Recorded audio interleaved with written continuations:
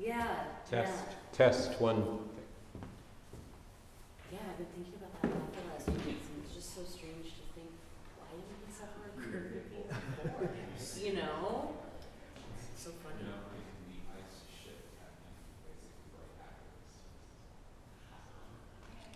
I also looked it up. There's a name for the fear of death, and it starts with a T.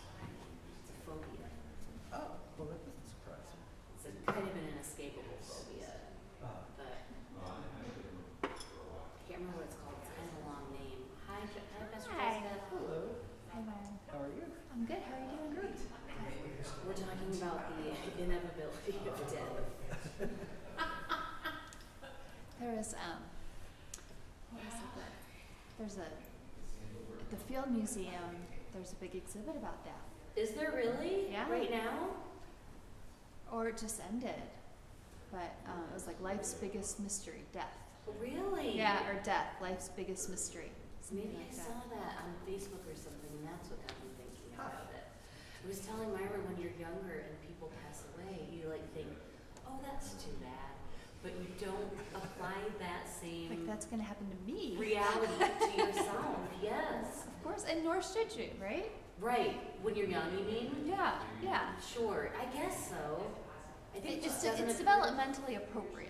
I think that children can't comprehend right. in such a way. Or even people in their teens and 20s. Oh, sure. Well, the teen and 20 feel like being indestructible. Invincible. And that is a brain development thing. Exactly. Like they are Is it? dangerously not fully developed. Right, yeah. To Like give them this frontal false lobes. sense, Yeah. sense of immortality. Yeah, yeah. Interesting. I remember feeling that way. It was a freeing feeling, wasn't it? It was. Yeah. It really, really was. I was telling Myron just recently, I started thinking, that's going to happen to like all of us, you know? None of us gets out of here alive. It's true. It's true. It's the great equalizer. Oh, that's very true. Yeah, that's true too. Myron was talking about embracing the changes like as you age and sort of like, but some things like joint pain being I mean, they're A inconvenient. little and challenging. right.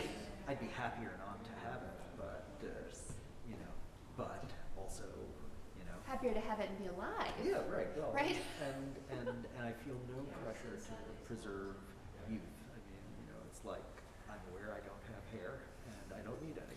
I'm That's aware That's I what don't I've wound up with. Well, I am aware I have a great deal of gray hair, and that's okay. Yeah. Yeah. There was Brian and I are watching Modern Family, which was on so long ago, but it's great because there's so many seasons of it, and it's only 21 minutes. It's a good You show. usually watch it, and it's a really good show. But there was an episode where their little Joe, the youngest son of Jay and Gloria, so Jay is like 60 years old and becomes a dad again, and so Joe's only like 2 or 3, and he doesn't understand death until his dad says, "Oh no, you're gonna die. You can die any day." So you're actually going You to can start. die any day. So it's true. when she gives the signal, He takes it very literally. you play. Sorry. It's okay. Hello.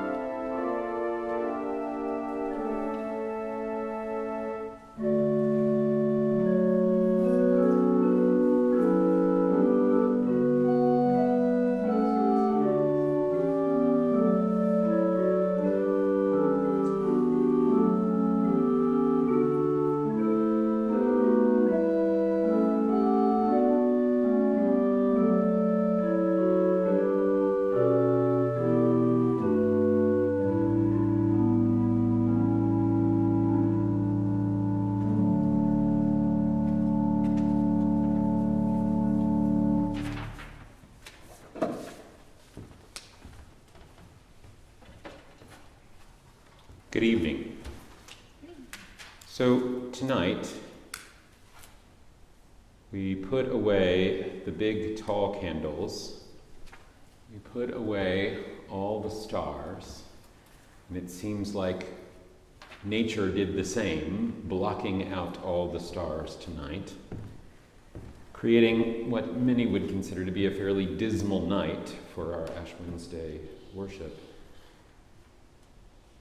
But it's not a season of, at least we hope and pray, it will not be a season marked by internal storms or strife. We need a gentle Lent. The world needs a gentle Lent. A reminder both of who we are and of the world's need to reconsider the way we have done things. But tonight, we don't simply take that identity as the baptized for granted. We will utilize it when we remember who we are and to what we will return. The waters of baptism will be there, and the light will be there. We know that there are probably more of you there than there are here, and that's okay tonight, even though it is imposition of ashes and communion, two very physical events that mark our evening. We invite you, as this worship service continues, those of you who are joining us remotely or later, to, as we have many times over the last 3 years, pull together something to eat and something to drink when we come to that portion of the service. And when we come to the portion of talking about the ashes, we invite you not to dig around your house for ashes, but rather to contemplate what it is that makes you feel impermanent in the moment. And let that be your ashes for this evening. Let us join together in worship and prayer and song as we mark the beginning of a journey we are invited to make together, but most importantly, a journey we are invited to make with Jesus. Friends, let us worship God together.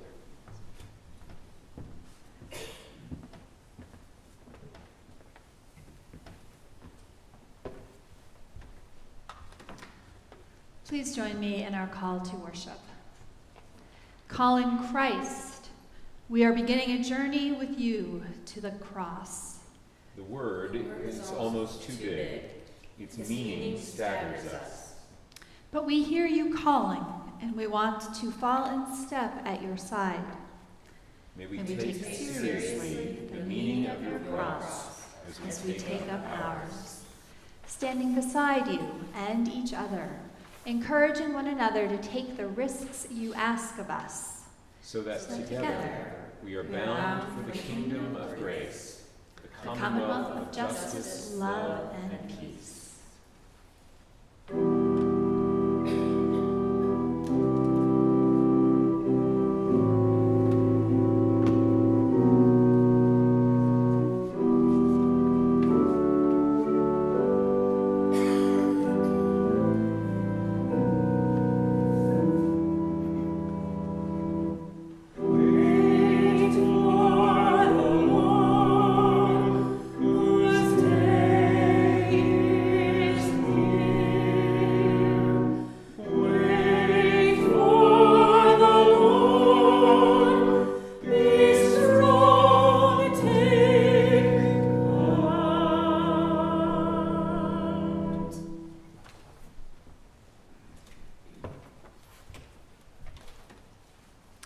Our first reading for this Ash Wednesday comes from the Psalter, number 90, verses 1 through 10 and 12. Listen for these words reminding us of our impermanence. Lord, you have been our dwelling place in all generations. Before the mountains were brought forth, or ever you had formed the earth and the world, From everlasting to everlasting, you are God. You turn us back to dust and say, "Turn back, you mortals, for 1,000 years in your sight are like yesterday when it is past, or like a watch in the night. You sweep them away, they are like a dream, like grass that is renewed in the morning. In the morning it flourishes and is renewed. In the evening it fades and withers. For we are consumed by your anger, by your wrath, we are overwhelmed. You have set our iniquities before you, our secret sins in the light of your countenance. For all our days pass away under your wrath. Our years come to an end like a sigh. The days of our life are 70 years, or perhaps 80 if we are strong. Even then their span is only toil and trouble. They are soon gone, and we fly away. So teach us to count our days, that we may gain a wise heart." I now invite you to respond in the litany for Ash Wednesday that you find in your bulletins and on your screens. Create in each of us a kneeling place, where we may empty ourselves of self-importance and become vulnerable to your word to us. Help us to set our faces against friendly suggestions for safe, expedient lives and toward the risk of discipleship.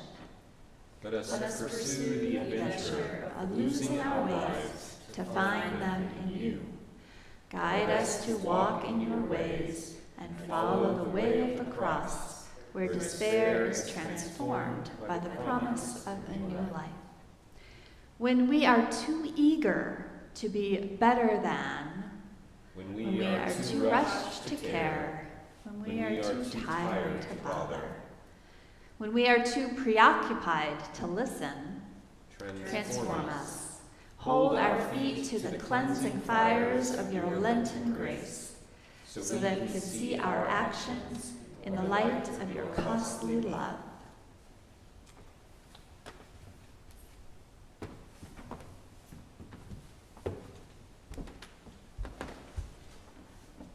Our second reading is Dr. Gaffney's translation of the first 18 verses of the 6th chapter of Matthew, one of the traditional verses for Ash Wednesday. Listen for a word from God in these familiar words from Jesus. Jesus said, "Now beware of practicing your justness before other people in order to be seen by them. Surely, lest you have no reward from your Creator in heaven. So when you give alms, do not trumpet before yourself, as the hypocrites do in the synagogues and in the streets, in order that they may be praised by other people. Truly, I tell you, they have received their reward. But when you give alms, do not let your left hand know what your right hand is doing, in order that your alms may be in secret, and your Creator who sees in secret will reward you. And when you pray, do not be like the hypocrites, for they love to stand and pray in the synagogues and on the street corners, in order that they may be seen by other people. Truly, I tell you, they have received their recompense. But whenever you pray, go into your room and shut the door and pray to your Creator who is in secret. And your Creator who sees in secret will reward you. And when you fast, do not be sullen like the hypocrites, for they disfigure their faces in order to show other people that they're fasting. Truly, I tell you, they have received their reward. But when you fast, put oil on your head and wash your face, in order that your fasting may not be seen, not by others, but by your Creator who is in secret. And your Creator who sees in secret will reward you." Friends, this is the word of the Lord. Thanks be to God. So, here we are again, Ash Wednesday. The day we recommit ourselves to listening particularly closely to Jesus, at least for 40 days, not counting Sundays, when we want to push the reset button. And so we lean in on the texts. But But we're Presbyterians, and we've heard this text, particularly this Matthew text, and that psalm again and again on Ash Wednesday, and we begin to become naturally suspicious of when passages begin and end, and what's being included and what might be being left out. And on this day of all days, we look at this passage from Matthew, and we note, wait a second, we're in the middle of the Sermon on the Mount. And Jesus enters this section that is clearly about being circumspect in our faith in some way, where he seems to be saying in a lot of words, frankly, a lot of repeated words again and again, if you're going to engage in a spiritual practice of any sort, no matter what, do everything you can to not draw attention to yourself. And your Creator who sees in secret will reward you. But just 30 verses before this, right after the Beatitudes, in the same sermon, in chapter 5, verse 14, Jesus says, "You are the light of the world. A city built on a hill cannot be hidden. People do not light a lamp and put it under the bushel basket. Rather, they put it on the lampstand, and it gives light to all the house. In the same way, let your light shine before others, so that they may see your good works." See your good works! "And give glory to your Father in heaven." So which is it, Jesus? Do we shine? Or do we hide in the closet? As my friend Chris Tuttle once put it, are we called to be as low-key as we can possibly be, going to extraordinary lengths to keep our giving and our praying and our practices secret, or are we called to live our lives as a demonstration of the gospel, knowing full well that people are watching and thinking that's what Christians do? The answer may well be found in that word that makes us cringe, that is repeated over and over again. Hypocrites. Jesus says the folks who make a big show of their faith and that do all the other things are hypocrites. It comes from the Greek hypokrisis, a combination of a prefix that means under and a verb that means roughly to sift. To sift underneath. Interesting. In Jesus' time and throughout the ancient world, it was a term familiar to most of them because of Greek theater. It literally referred to people who performed behind a mask. That is, people who appear one way, but are really another on the inside.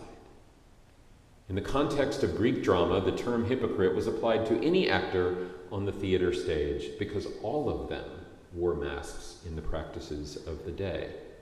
Since an actor pretends to be someone other than himself, and it was all men, hypocrites was applied metaphorically to a person who acts a part in real life, pretending to be better or different than they actually are.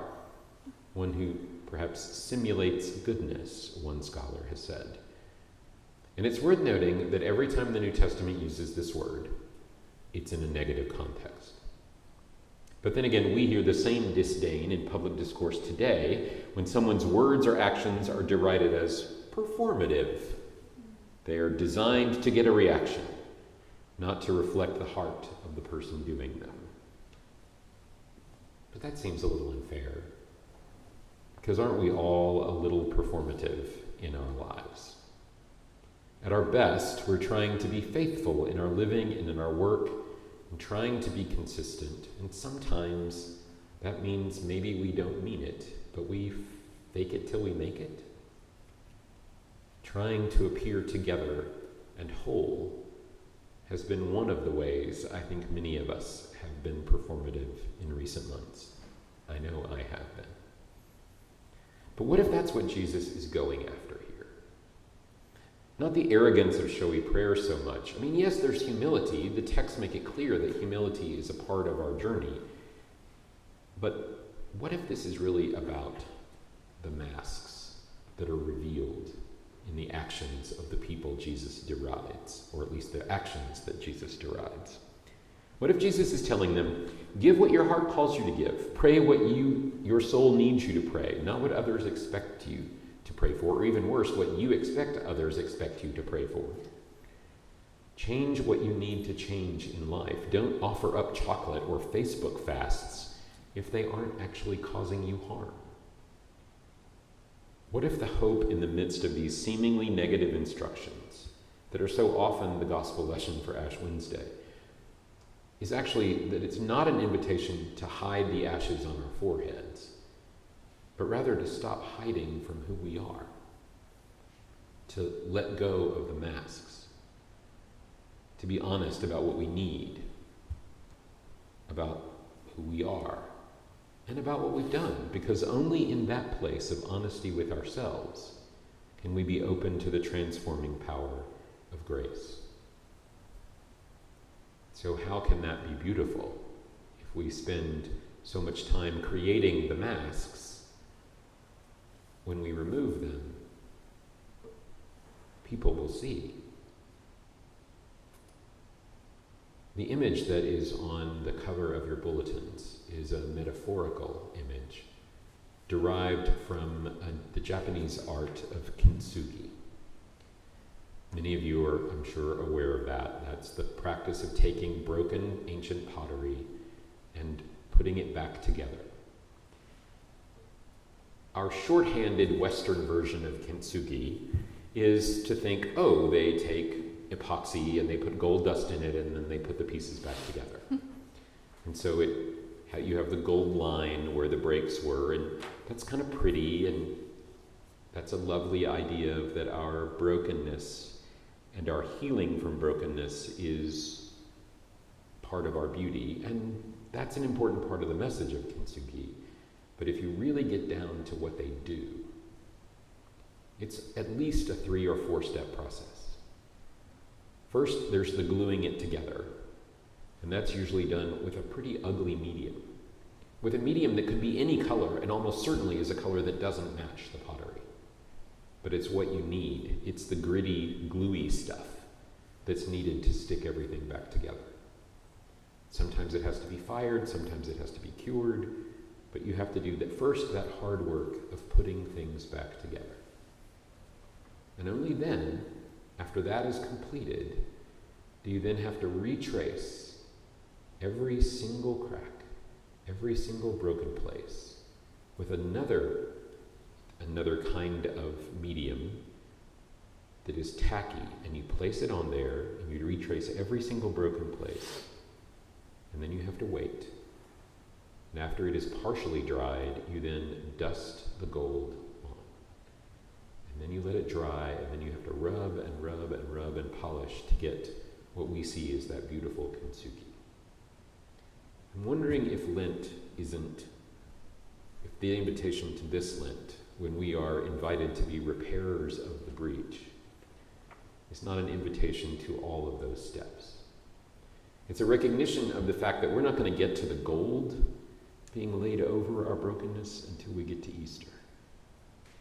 But in the meantime, we are invited to do the work that is to see what is there, to see where the broken pieces are, to find them, to use the hard work of grace. Because grace, receiving grace, is free. Living with grace is work. Living past grace is work.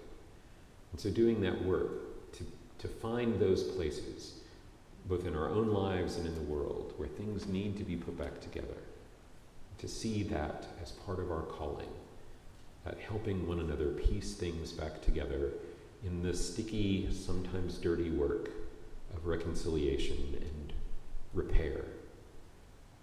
And then it is God's work and God's grace that it then invites us to retrace over those places, over those broken places in gratitude. And only then does God's grace then sprinkle the gold upon us, to make those places that were once a sign of brokenness, not only a sign of our new wholeness, but a beautiful part of the new ones that we are. So, as we are invited into this season, this gentle Lent, let's begin by acknowledging and knowing and claiming all of the broken places in ourselves. Because that's the other thing about kintsugi. The first thing you have to do is work to find all the little pieces and to draw them together. We're invited at this table to acknowledge who we are, to acknowledge our brokenness and the world's brokenness, but not as something to lament, but as preparation for the healing work that comes, the healing work that the table reminds us Christ has already accomplished. We are merely living through it again, claiming it for ourselves. So let us have a gentle, good Lent together. Let us be a part of God's kintsugi of the world. One person, one day, one relationship, one community at a time. May God make it so. Amen.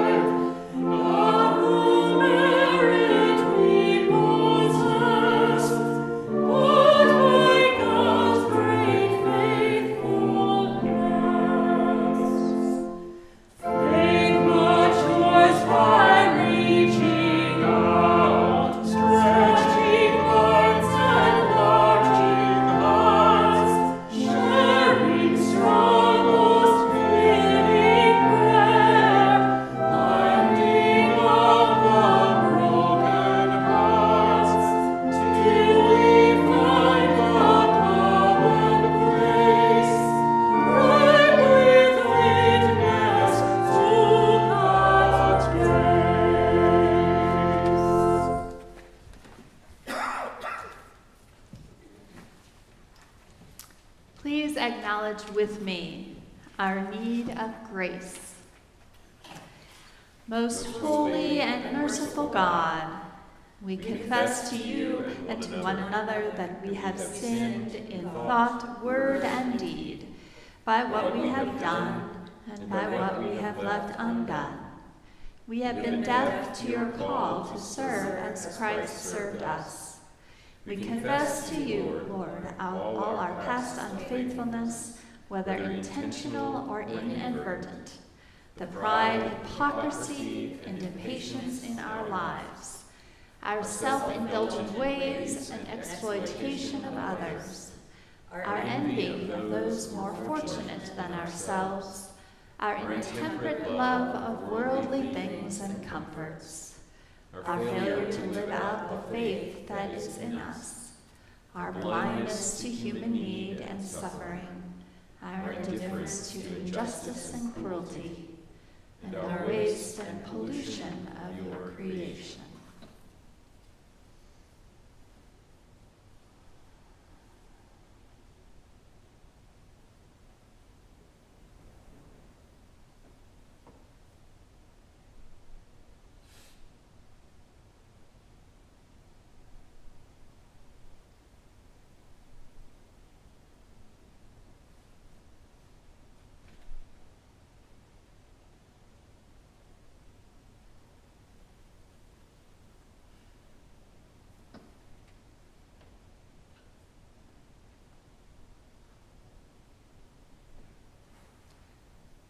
Restore us, good Lord, and let us be chastened and renewed.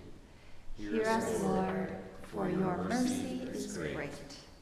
Amen.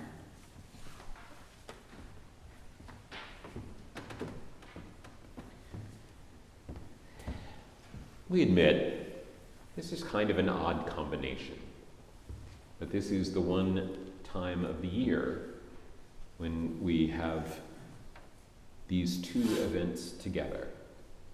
This acknowledgement of our humanity and our impermanence, and this acknowledgement that regardless of that impermanence, we are guests at Christ's table. We are part of the eternal family of God. Living in both of those places is made perhaps more understandable in one of the ways we have altered the tradition over time, which is not to simply have ashes like so many others, not simply here, but at communities of faith across the globe and actually across the ages, not simply taking the ashes, but also considering the oils of chrismation, that specific calling that each of us has, and the waters of our baptism, the calling that we all share. To combine them together is to fully acknowledge who we are, that which is impermanent, but that which is nevertheless claimed, that which has been made a part of something greater than itself. And so instead of the individual flakes of ash, we are reminded through something a little pasty that's not at all unlike that initial glue used in the kintsugi to draw everything together. Then we also come here as those who have approached God with humility, not simply acknowledging the humility of our human existence, but also our brokenness. Here, the ultimate assurance of pardon is found in the meal that will mark the end of our Lenten journey and that we rehearse at its beginning. And Jesus gathered with his friends when he was tired, but he knew that there was a journey yet ahead. And he took bread that had been set aside for the special observance of that night, and he broke it and gave it to them, saying, "Take and eat, for this is my body given for you. Do this and remember me."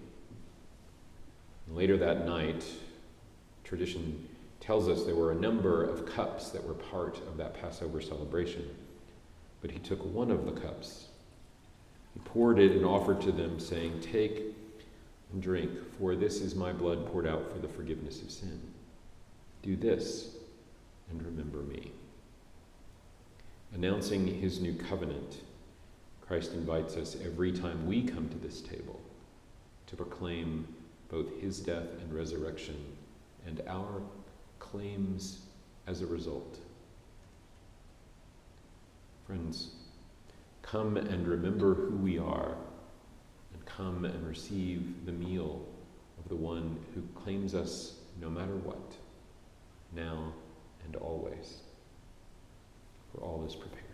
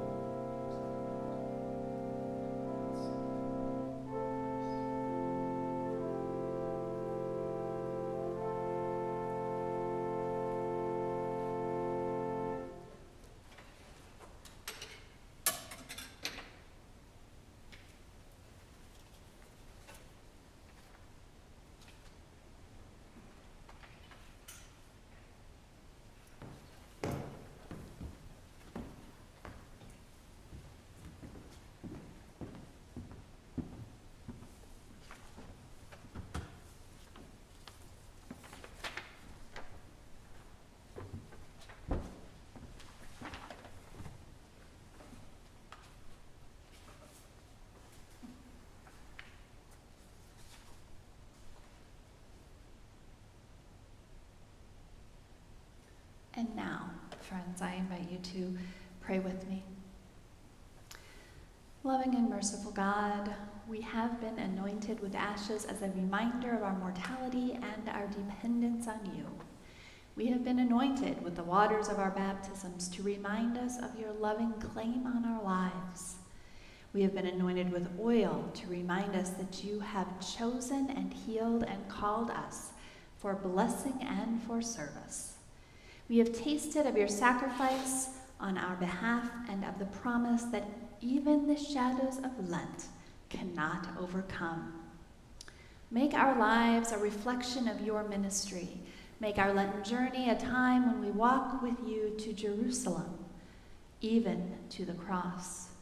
Confident that we are ultimately your Easter people, we hold fast to your promise that nothing, no human act nor earthly power, no faltering nor failing can ultimately separate us from you, and the love that binds our brokenness shines finer than any gold the world can imagine. Lead us, your grateful children. Show us your way. Amen.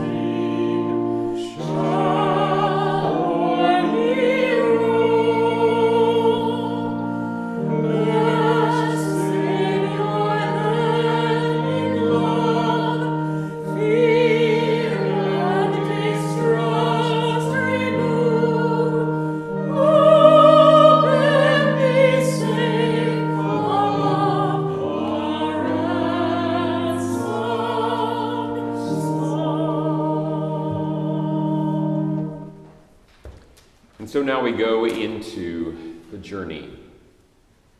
When Jesus headed out on a journey of 40 days, he did so alone, drawing only upon the presence of the Spirit for him. We don't make that journey alone, but make it in community.